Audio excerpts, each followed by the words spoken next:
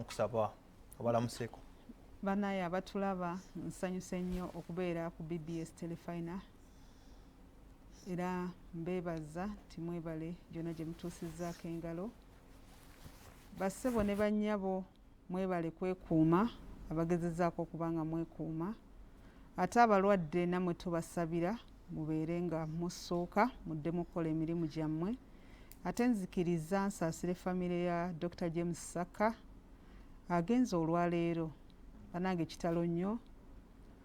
James Saka yali mukozi wa nitayu era ndowooza namusangayo abadde yakawummula ate nga mutuuze wange ebuswa bulongo n'olwekyo tufiiriddwa nnyo nga bannamitiyana ng'eggwanga kubanga abadde mukugu nnyo mu bya ICT ate era nziramu okusaasira olw'okuviibwako Sheikh Muzata Archbishop Wetororo Emeritus n'abalala bangi abatugenzeeko naye nga tusaba Katonda agumye famire z'abagenzi naye ng'ekikulu mu byonna COVID waali ate mu kiseera kino bannange COVID atambula simanyi naye COVID atambula buli woolaga fuba okulaba nti weekuuma weetaddeko akakookolo oba mask ate fuba okulaba nti olina sanitizer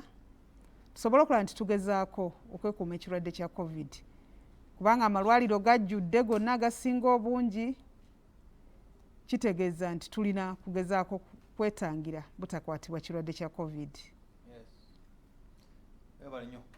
Honorable Nabakooba wenja okutandikira awo Honorable Minisita w'ebyamawulire by'ekikugu ICT wamu n'okulungamya eggwanga olunaku lwajjo atulaba ku BBS telefina okusinziira ku minisitule y'ebyobulamu bafunye cases 1199 in a single day abayina COVID-19 kitegeeza cases cumulative ziri 2,255 mpulira bulungi in a single day nga ACE yesterday 1,199 kitegeeza cumulative cases abakeberedde bonna nga balina COVID-19 2,259 abakafa 219 as of now abamanyiddwa nti bafudde COVID-19. Honorable, aren't we losing the battle to COVID-19? Uganda ebadde yenyumirizibwamu nnyo okuva lockdown ng'egenze kakanyizibwa naye kati embeera eriwo abantu okuŋŋaana n'ebyobufuzi bino campaign tetugenda olutalo tetugenda kuwangula COVID-19 amalwaliro gajjudde nga bw'ogambye abantu balwala kitambula abamu tebamanyi nti balwadde you can only know nga bakebedde obanga ofudde nga bakebedde mulambo nti yafudde COVID-19. Ansaasira muganda wange Haji Ahmed Katerega Musaazi naye yantegeeza nti yazuliddwamu COVID-19 naye ali ku treatment era ayina essuubi nti amaanyi ayina agenda aweza tumusabira n'abalala abali mu mbeera eyo. Honorable Haji nange nkutumidde katusabe Katonda akusuusa oddemu okola emirimu ate n'ab'emitiyana nabo abalwadde abaffe babatwala mu bende nammwe tubasabira Mukama abasuuse ate era naawe atanaba kubufuna okukubiriza okuba nti weekuuma ngeri emu oba endala ogeze n'obuuza nti olutalo tetuli mu kuwangulwa ng'ate twalitwalanga abaluwangula kakati olutalo lwa COVID ekiruliko nti olutalo luno lwaffe ffenna ate kye lubeeredde nti lwaffe kitegeeza nti buli omu olina okulwenyigiramu ne numbers okuba nti abantu abatufuddeko tezinnagenda nnyo yadde abantu 200 nabo bangi naye okusinziira ku mawanga gali amala bwe twagalaba kivudde mu kuba nti gavumenti mu kusooka yateekawo measures ezaalinga enkambwe naye ate era zaali zeetaagisa mu kiseera ekyo bagenda okutandika okuggulawo omuggalo nga tulina we tutuuse mu kweteekateeka n'okutegeka ebifo eby'enjawulo ate n'abantu okuba nti baali basomeseddwa okumanya ki kye balina okukola nakiriwa kye basuubirwa okuba nti tebakola era abantu abasinga mukimanyi bulungi nti mu kusomesa okwo twazibuka amaaso, amatu ne gawuliriza, buli omu n'abeera ng'ali alert ng'amanyi kyasuubirwa okuba nti akola. Naye kye tulabye nti akalulu naye ate era si wano wokka n'obululu mu mawanga amalala gye bubadde. COVID atera nnyo okweyongera mu biseera ebyokulonda, kubanga yadde tutugamba nti akalulu kali scientific oba hybrid, nti ebintu ebimu tujja bikola scientifically, ebira tugezeeko okuba enkiiko ez'abantu abasaamusaamu, naye era weesanga nti oluusi bigaana. Kati bwe bigaana, jjukira mugenda mu nkuŋŋaana abantu tebakeberebwa, tomanya mulirwanaawo oba alina COVID oba talina. Bwe tubeera mu kuziika baba tebatukebedde, bwe tubeera mu nkiiko ez'enjawulo baba tebatukebedde. Ate jjukira nti tukyalina enkola yaffe eri bambi gye twamanyiira. Yadde tugamba nti tokwata mu ngalo, tokola kino, ebintu ebisinga weesanga nti omuntu yeesanga akutte munne mu ngalo, omuntu yeesanga anywegedde munne, omuntu yeesanga asemberedde munne nga tayambadde masiki. Kati nja kuwa ekyokulabirako nti masks bazigaba, naye oyinza okwesanga ng'abantu bagenda, tugenda mu nkiiko n'obuuza abantu bannaye masiki zammwe ziriwa? Twazeerabiddeyo. Oba n'abeera ng'alina masiki naye ng'eri mu nsawo, oba alina waagitadde, kweganga awulira kimu inconvenience nga kirina engeri gye kimutawaanya okubeera buli kaseera ng'ataddeko masiki. Era nze ntera obbakubiriza nti bannange mwambale masiki kubanga COVID gyali, COVID yatta. Kye tulina okukola kwe kulaba nti at least masiki eremera ku mubiri. Ate jjukira ng'era bw'ogambye nti okukebera lw'omanya abasinga obungi muba temukebeddwa. Kati kizibu okumanya oba oyina akawuka okatambuza oba tokalina. Obulwadde bwe bunaakugondeza ogende mu ddwaliro nti oyagala bakkebere, oluusi ojja kusanga ng'osaasaanyizza nga nawe ate kennyini ogonze, naye ng'ate ne boosiize bawerako. So ekisinga obukulu kwe kulaba nti tugezaako okukwata ebiragiro naddala mu kiseera kino ekyokunoonya obululu. Ti bwe tunaakwata ebiragiro tujja kutaakirizaako ku mbeera yadde omuwendo gulinga ogulinnya buli kaseera, kubanga okuwulira nti abantu 100 bazuuliddwa mu lunaku lumu kitegeeza namba zigenda ziwerera ddala. Emitiiyana weesanga nti nayo namba zigenze ziwerera ddala. Abantu baffe bafudde, abasawo bakoseddwa, buli omu alina engeri gy'akoseddwamu ku ekirwadde kino ekya COVID. Ate kyo engeri gye kiri nti engeri gye kikwatamu si oba ngambe ntya, engeri gye kikwatamu nnyangu nnyo. Si kye kiri awo nti oyinza okusaayo omwoyo nti sijja kukwata ono, sijja kukola kino, sijja kukwata ku mmeza, sijja kukwata ku lupapula. Kaakati tebiba byangu, naye ng'ekikulu kya byonna kufuba kulaba nti tukola ebyo bye batulagira n'okutangira nga bwe batugamba nti ogezaako okulya obulungi, okunywa obulungi, bw'oba osobola okukola exercise n'okola dduyiro, osobola okulaba nti ogobaagoba bisennyiga ebyo ebintuntu ebyo ebijja, osobola okulaba nti odda engulu.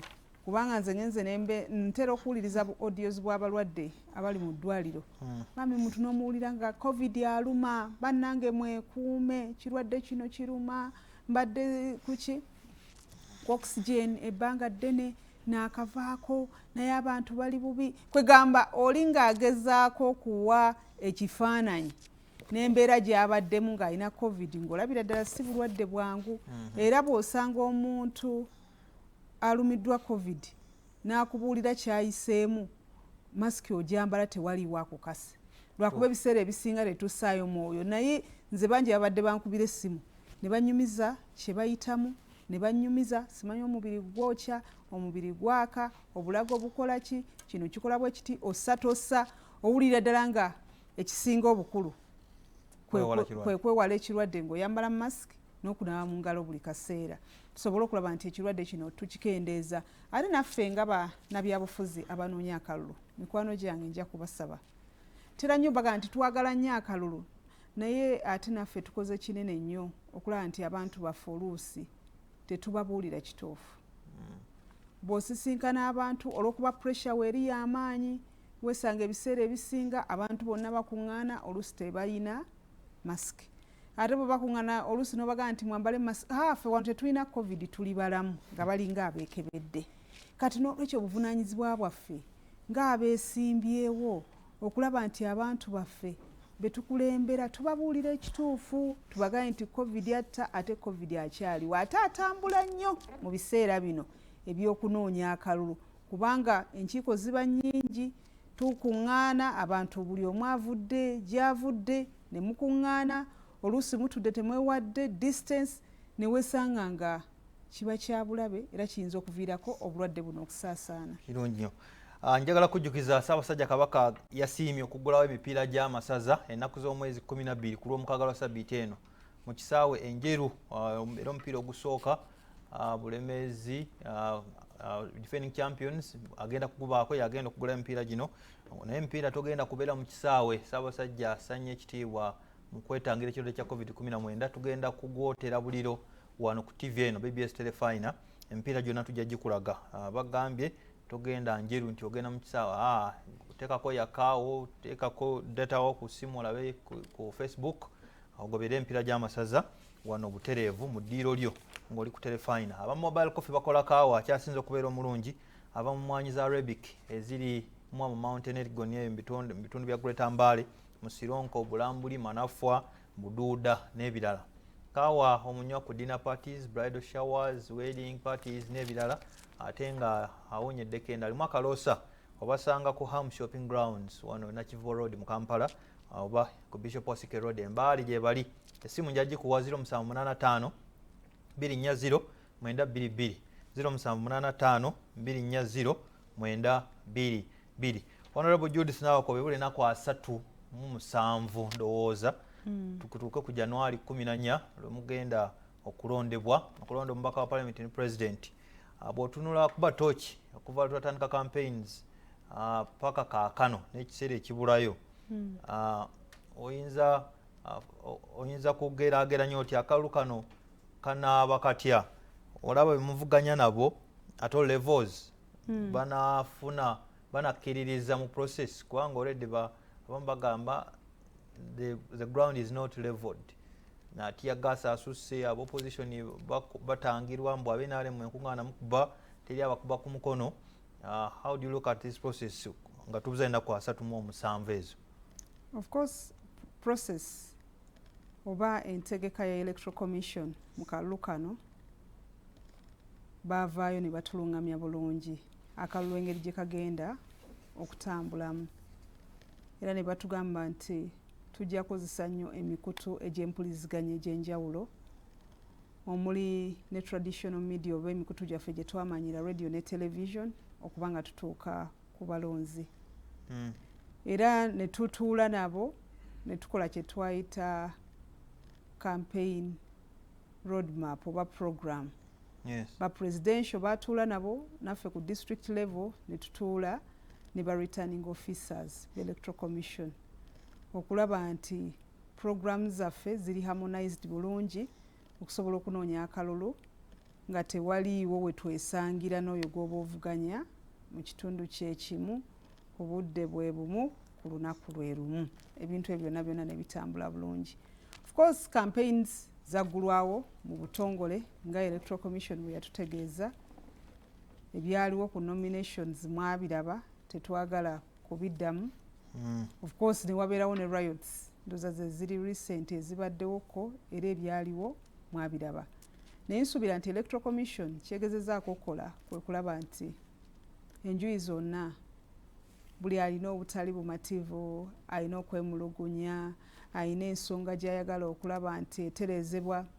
Electoral Commission oluggi lwayo lubadde luggule, bacandidates ab'enjawulo batuteyo ensonga zaabwe, era enkiiko nnyingi tuzirabye oba tuwulidde nga batudde ne babeerako bye bakkaanya. Ate era chairperson wa Electoral Commission bw'aba ayogeraga nti ye ajja kufuba okulaba nti akozesa nnyo dialogue okusinkana abo ababa balina ensonga ez'enjawulo okulaba bazitereezezza batya. Nze kyenja okusaba abeesimbyewo nti ekisinga obukulu kwe kulaba nti akalulu kano tukatambuza mu mirembe, kubanga emirembe kyekikulu. Bw'oba oyogedde nti ennaku ziri 37 oba 36, kitegeeza tetukyaweza na myezi 2 oba mwezi gumu na kitundu. omwezi guno ogumu n'ekitundu fe abeesimbyewo tulina kinene nnyo okulaga omwezi guno ogumu n'ekitundu okutuuka nga January 14 gugenda kutunula gutya nga tugoberera ebiragiro abasawo n'aba-Electoral Commission bye baatuwa ate n'okulaba nti n'abawagizi baffe tubabuulira ekituufu ekirina okuba nti kikolebwa. Ab'opposition oba NRM okuba enkuŋŋaana of course kikyamu kimenya mateeka era Electoral Commission ebiseera ebisinga ezze nebanga ewabula enjuyi zonna ne bagamba twabagamba abantu 2 naye muyitawo oluusi ne tulaba nga mulina ne zi processions n'olwekyo nsuubira nti ne poliisi ate naye era esuubirwa okulaba nti ebiragiro ebyo ebyateekebwawo bigoberera era bagenze bakikola nga batuula n'aba candidates ab'enjawulo nti bw'oba ogenda mu kifo kino mutuula eggulo limu ne muteesa ne mutunuulira ebyokwerinda binaatambula bitya ne bakuba ne route chart olugendo olwo lugenda kuyitawa oba ogenda kutambula ng'oyitawa ogenda kukwata luddawa suubira nti ekikulu kya byonna kutuula n'ebitongole ebyo ne mukkaanya nti ate bw'oba muba mumaze okukkaanya obuteekyusa n'ogoberera ekyo kye mwakkaanyizaako kubanga obukuumi baba babuyina ate era n'okulaba nti emirimu tegitaataaganyizibwa ogende okube olukiiko lwo oyogere eri abalonzi bo obabuulire programu zo nga bwe zinaatambula ate olukiiko luggwe emirembe kubanga ekisinga obukulu nti yadde tunoonya kalulu emirembe kikulu nnyo n'obumu n'okulaba nti ebikolwa eby'effujjo tebikolwa wabula ddembe okubeerawo n'abantu okukkiririza mu ekyo ekigenda mu maaso. Of course kano akalulu era nzize nkyogera nti kapya teri yali akayiseemu akalulu ka science nange ng'omubaka owa Mityana district nandiyagadde oba oliawo kuba olukuŋŋaana olunene gaggadde naye oluusi ngenda nenkitulamu ne ŋŋamba kinaalabika kitya kwegamba mulimu ebintu ebimu by'otulamu noga nkikoze ntya kinaalabika kitya kwegamba muli n'owulire noga naye kaakati nkuba olukuŋŋaana luno b'abantu obulamu bwabwe mbulowoozezaako ki kwegamba ne weesanga ng'olina ebintu bingi bye weegendereza n'obirowoozaako oluusi n'owulira nga kikunyiga naye nga tolina kyakikolera n'olwekyo wensabira ne bannanga abalala nti embeera eno nga tugirimu nti enkuŋŋaana tetukyazikuba olw'embeera ya covid si mbeera nti Uganda ye yagadde akalulu tukatambuze bwe tuti naye embeera olw'okuba nti tulina ekirwadde kya covid tufube nnyo okulaba nti tugoberera ebiragiro ebyo tukimanyi nti ebiragiro bwe tunaabigoberera tujja kuyita mu kalulu ng'ate omuwendo gw'abalwadde tegugenze nnyo wala kuwaawaala oba oliawo n'abafudde kubanga tuli mu bululu. Emikisa ya candidate Yoweri Kaguta Museveni okuddamu okuwangula akalulu giriwa nga ndaba abaana bamutaddeko tabo ennaku zino bwe bagamba nti aba NUP tewali wagenda bayita mbu onotubuulira emikisa gyammwe wegiri kubanga oliwo NRM oli flag bearer awo naye nzikiriza Honorable nsooke nve eno olyoke otandikire awo amaaso ku ggwanga vaawo mpita 2-2 nze Stephen Danstan Busuulwa.